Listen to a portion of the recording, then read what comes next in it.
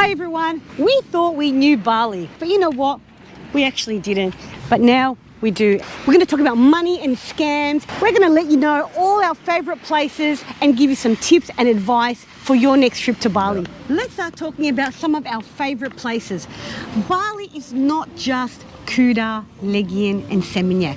So much more to see and do here on this beautiful island. Like getting out there and exploring the mountains, the beaches, the secluded places, the places where as a tourist you're still a bit of a novelty. Bali is a tropical paradise that we absolutely encourage you to get out there and explore. A lot of people go to Ubud. It is central in Bali. It's beautiful. You're in touch with the spiritual nature of Bali. It's artistic. It's a definite must to go. There's waterfalls, there's rice fields, beautiful places to eat, so much to do, action, ATV, rafting. The list goes on and on. So put Ubud definitely on your list of places to go. Uluwatu is another favorite, particularly of Sam's. Yeah, I really enjoyed Uluwatu. Uluwatu is one of those places where it is a little bit busy still, but it's not overwhelming. And there's this really cool vibe in Uluwatu. Everyone there sort of feels like they're there because they're a little bit off the beaten track. They're there because they want to explore a bit. They're there because they want to experience Balinese culture. It is just a really, really cool place. It's full of great cafes and absolutely awesome beaches. What are some of your favourite beaches in Uluwatu? Padang and Dreamland Beach. Please put them on your list when you go and visit Uluwatu. And again, cliff top bars and restaurants everywhere. It's stunning. So the next place that we've visited, and if you've seen one of our clips, we spent a fair bit of time in Besakih. Besakih is a little province nestled at the bottom of Mount Batur. And what else is available in Besakih? In Besakih, you've got the jungle that surrounds you, and you've got the biggest temple in Bali. It's the Mother Temple. Yes.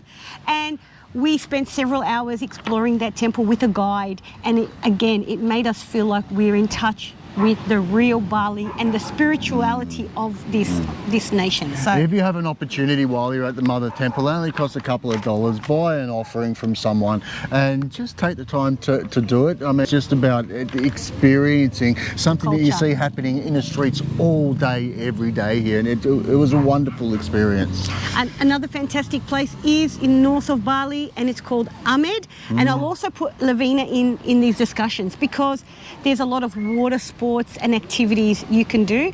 Amed, what do you think of Amed? I really enjoyed Amed. Amed is at the very sort of northeastern tip of Bali, and it feels like you've gotten away from the tourism part of what Bali is, and you actually really feel like you're starting to explore the culture here. There's the water there is crystal clear. Amed is known for its snorkeling. We got to see turtles and fish, and you know what, you can do snorkeling tours from Amed, but you don't have to.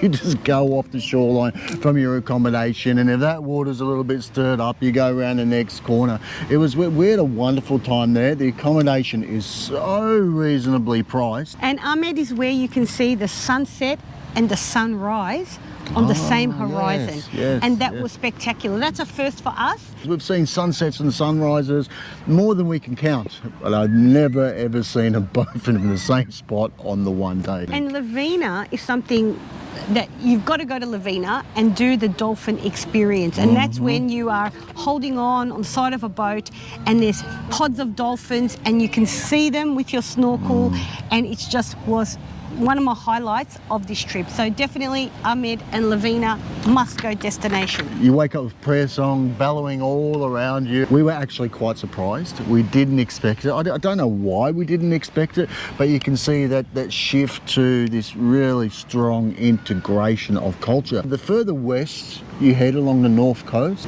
the more Islamic or Muslim Bali becomes. Seeing Christianity, Hindu, Islam all living together in peace. It's beautiful. And that's the great thing about traveling, learning, experiencing different cultures and seeing how other people live in harmony like here. And let me add that Virgin Beach is our favorite beach. My favorite beach in all of Bali. So definitely put Virgin Beach on your list when you come to Bali. East coast of Bali near Candidasa. Another fabulous place we went to. We spent a month in Lombok. Now Lombok is an island part of Indonesia also, about the size of Bali, and get yourself to Lombok. There's so many great places, but Senggigi and Kuta, yes, there is a Kuta in Lombok. Go and visit Lombok. The people are friendly, the roads are fabulous, far less traffic. It's like Bali 40 years ago, but it is beautiful, and there's restaurants as well, and everything you will need to have a great holiday in Lombok. As well as absolutely loving Lombok, what I learnt about it is if you like riding, the roads are amazing. They're pristine and they are just sweeping and winding, and they don't stop, and there's next to no traffic, so you can absolutely, within reason, carry some pace and really enjoy riding, which is something that there's only a few spots in Bali where you can do that. Yeah, but not everyone likes to ride, so if you have a family as well, you can't really ride, so you can rent a car. Because there's a lot less traffic and the roads are huge and well paved. You get the places in real time. Real time, easy to drive around your family. It's fantastic. So hire a car around Lombok. I strongly recommend it if you've been to Bali many, many times and you want to do something a little bit different. Head over to Lombok, and it is safe. The people are great. It's funny when you hear in Bali, they go, "Oh, go to Lombok, it's scary," and people in Lombok say, "Oh, you're going to Bali, it's scary." So there's sort of this standoff between them. It's the people in Lombok were spectacular. Another place, one of my favourites, are the Gili Islands. So there's 3 main islands in that region: is Gili Tarongan, Gili Meno, and Gili Air. I went to all 3 islands. They are fantastic for snorkeling. There's statues under the water, there's turtles, the beaches are pristine, white. Gili Tea is the party island. It lives up to its reputation. It's fabulous. I definitely recommend it. Even for an older crowd, you can still walk along the streets, hear the music. I took Sam over and he loved it as well. Great time. Next, we're going to talk about scams and money. Stay tuned, very important, take notes. Yeah, look, being here in Bali, you're not overwhelmed with scams, which is a great thing, but you really need to be aware of hotel promoters. They are everywhere. Just stay away from them. They come over and do the usual thing. What's your name? Where you're staying? Here's a piece of paper. Do a scratchy on it. Oh, you've won a prize. Come and waste an entire day of your 10-day holiday with us. I want a GoPro. I was so excited. And people are going to be watching say, "Oh, how can you get sucked into that?" Well, it can happen, especially if the person's really engaging and friendly, and they also say to you, "Please just come 1 hour, and you'll help my family because, you know, we have no money." And of course, you want to help other people. So please just be aware of, if you win a prize, you're most likely not going to get it. I didn't get my GoPro and wasted 4 hours of our lives. Yeah, so it's not worth it. Any other scams, Mish? Yeah, it's about drugs. You'll be walking the streets everywhere and someone will whisper, "Do you want Valium? You want drugs? You want Ritalin? You want cocaine? You want marijuana?" And why I say it's a scam is because often there will be a police officer hiding, and then if you do happen to buy anything, you will be nabbed around the corner. So please don't ever entertain the idea of doing that. Okay, money. So important. If you are going to exchange money, there are rules around money exchanges. Please make sure it's a reputable one. You can tell the way it sort of looks, glass enclosed like an office, an open desk. Usually they have a money counting machine. You will be asked for your passport, but I didn't exchange money. So if you watch our first video, I brought Australian money and I actually didn't exchange it. You're still carrying it around. I'm still carrying it around. All this time. Another thing with money, Sam will talk about making sure that you find a good ATM machine. Some of the good ATM machines you'll find are inside Indomarts and places like that. They're inside banks. If you are going to go to an ATM machine, there's just a suite of ATM machines on the street. Don't rush straight into the first one. Just kick back, wait a few minutes and pick the one that locals are going into. That way you know that's the safe one, that's the one that everyone's using. Find the ones that don't charge fees. If you're from Australia, use the Commonwealth Bank ones. They don't charge fees. And the limits are usually around 150 Australian dollars. Somewhere in northern Bali, and I went into an ATM machine and I could only withdraw $100 at a time, and I withdrew $300. And there were locals in there and they were looking at me with their mouths open. And Who's this rich guy? And one of them asked, "What do you need all that money for?" And this shows how far $100 can go, especially when you get out of the tourist trap areas. So continuing on with money is the Wise card. I haven't stopped using it. To be honest, it is so quick to transfer money from my NAB to Wise card, and I just transfer about 200 each time, so in case I lose it, it's no big deal. I've been using HSBC. It does exactly the same thing. It's pretty much instantaneous transfer. I jump on my app on my phone, I transfer the money from my Australian bank account, only $300 at a time, into my HSBC card, and then I use that card to withdraw money from the bank. If my card gets scammed, if it gets hacked, if I lose it, I've only got $300 in it. If I'm using my Australian debit card, yeah, you've got all your money. You've got your savings in there. Wise is more for tapping, and the HSB is more for withdrawing money. Anyway, what we have learned, what Michelle has learned, is you don't need to bring cash to Bali. The last point in regards to scams and money is transportation. So we had our own scooter, so that wasn't an issue. But for you, please just make sure you catch a Bluebird taxi. Don't try to negotiate with other drivers and say, oh, the Bluebird would cost me $2. You have to take me for $2. They get angry, they get upset. It's not worth it. Ask your hotel to get you one. Go on the app, get a Bluebird taxi. Just 2 days ago, we had friends came to visit us for a couple of days. They know not to touch any taxi other than Bluebird.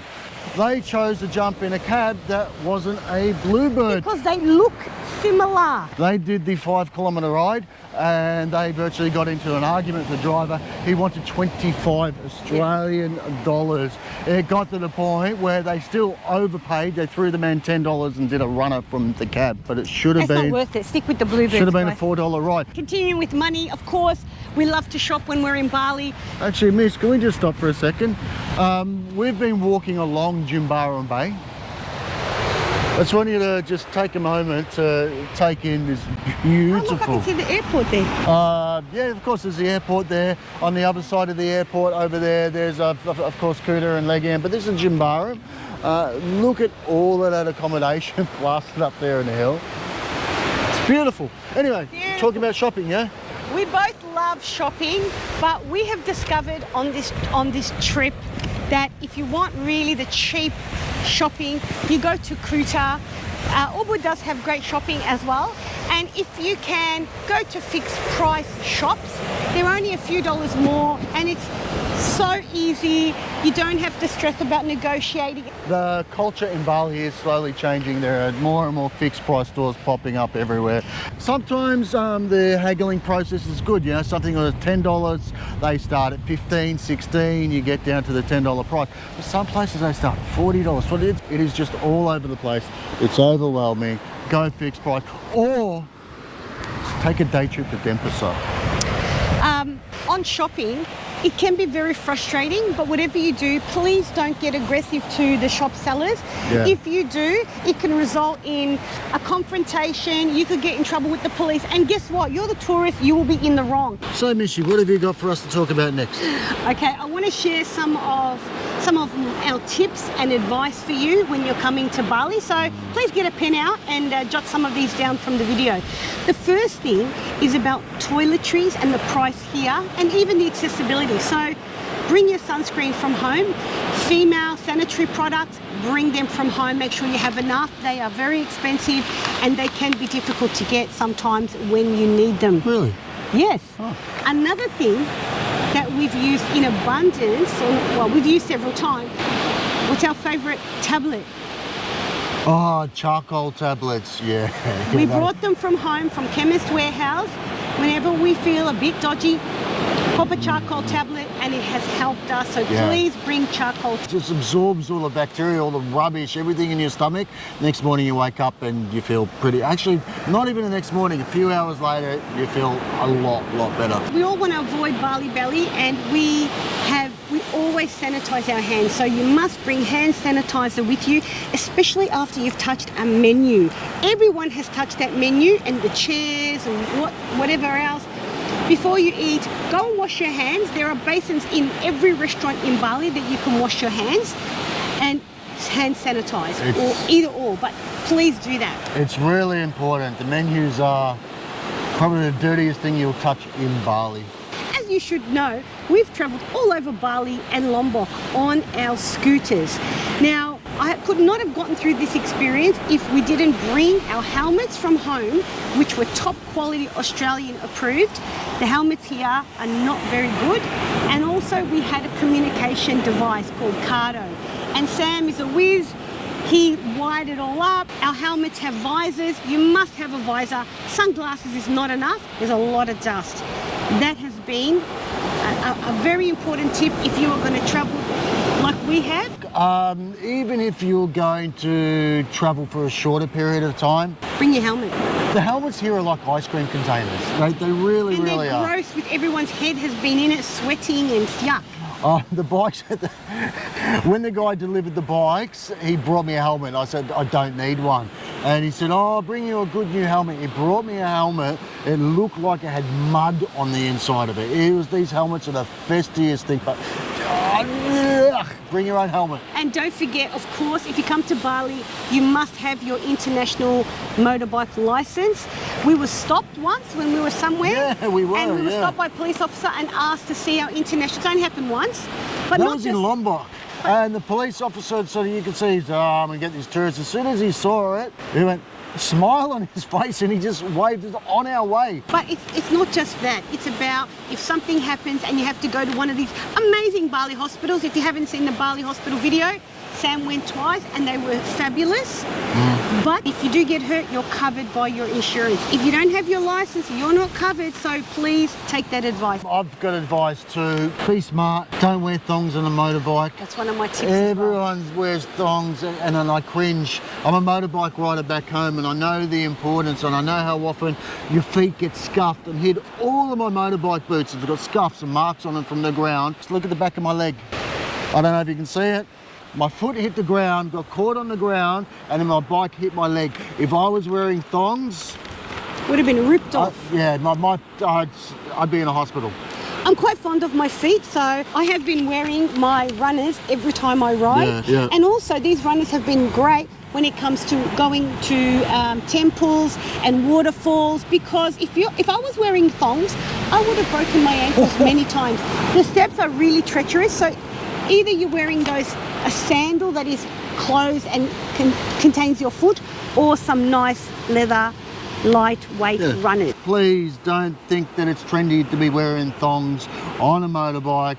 Cover your feet. You wouldn't do it back home. Don't do it here. Another tip from me is if you go to a restaurant and you think it looks a bit dodgy and you're a bit worried, just order a nasi goreng vegetarian. You can't go wrong. They cook the rice, it's just vegetables, and please don't be afraid to order ice in your drink. All the ice is brought in bags. I mean, we've seen it with our own. We were having a conversation with a guy just the other day. He's going, oh, I'm scared of the ice. Don't be scared of it. No, don't be scared of it. I mean, look, people also say don't have salads. Now, the reality is hotel staff rinse things with tap water. They are not going to rinse fruit and salad and your forks and knives and your plates with bottled water. So that is why often you get a bit of a adjustment stomach when you first get to Bali because of this, but it's not so bad. I have eaten salads every day. We still take probiotics every day though. So I mentioned waterfalls and temples, so you don't have to wear a sarong. They will give you a sarong. If you have one, you can bring it, but they usually give you one. And if you want to buy one at the temple, go ahead and buy one, but you don't need to. But then you can buy sarongs for $5, so it's up to you whether you buy one or not. This is one of my favorite things to do in Bali, is to hire a deck chair. But it's a beautiful luxury. You've got the whole day on this beautiful padded sun lounge, and you can enjoy the beach. And I think if you only want to use it for about an hour, you can negotiate down to $5. I paid $5 the other day just to have a little lie down. Another important bit of advice. Yes, walk and talk. All right, come on. Is if you do get sick with BreatheBali or anything else, of course you have the option of calling the doctor to your hotel or villa, but as Sam can attest to, you can just get a driver to take you to the hospital, nearest hospital, or go there yourself, and Yeah. it's fantastic. Looks, yeah. When we went to the hospital, Sam was asked for his passport. Now, luckily, I have photos of all the important documents on our phone. Yeah. So you should, another tip there, always have photographs of your passport, your ticket, your important information on your phone, of course, as well as paper copies, but we leave them in the safe. I think we've walked far enough this way. You want to walk back to the bike? We'll walk back. Yeah, let's go back. What were you saying? Oh, and another thing, you can actually buy antibiotics from the chemists here. Yeah, not from the hospital. They won't sell it to you. But we were told that it doesn't work well in the tropical climate. Just go to the doctor. There was a doctor in the hospital. I said, Yes. oh, I've been taking, Amoxicillin. yeah. Yeah. And she said, oh, no wonder you're not getting better. Amoxicillin doesn't work in tropical climates, so don't self-diagnose. We're not Google doctors. Just go to a proper place. A few final tips from me is do not be afraid of local wrongs. Get out there and explore. Take the time to relax on the beach, go for a swim, go snorkeling. If you're around Kuta Beach area, stroll the boardwalk at night time. This place is amazing. Don't forget, if you have any questions, put it in the comments and Sam and I will answer them, because we can't cover everything, but we're happy to give you advice and any other tips if you write to us. My last point is, everyone, when you travel, embrace different cultures, embrace the experiences. Don't just stick to eating avocado on toast, which I love, and really immerse yourself into your travel. That's what we did and we loved it. I think that's it for me. I hope you enjoyed this video. Carpe diem, everyone, and enjoy your next trip to Bali in Indonesia. Seize the day. Peace out.